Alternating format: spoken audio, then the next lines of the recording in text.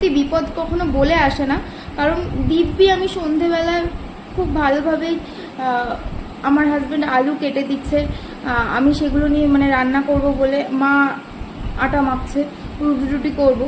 তো আজকে ভাবলাম যে ফ্রাইং প্যানটা নতুন তো বের করি, আজকে থেকেই ফ্রাইং প্যানে রান্নাটা স্টার্ট করি। তো রান্নাটা স্টার্ট করতে গিয়ে কড়াইটা বসিয়েছি, ফ্রাইং প্যানটা ওর মধ্যে তেল দিয়েছি, তেলটা জ্বলে উঠেছে।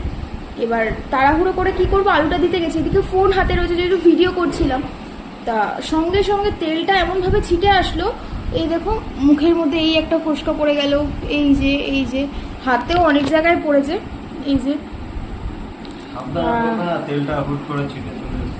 এবার ফোনটা সাথে ছিল, ফোনটাকে তাড়াতাড়ি করে সরিয়েছি, আর একটু হলে চোখে যেত আমি সরে যদি না আসতাম। অনেকটা তেল ছিটে এসেছিল,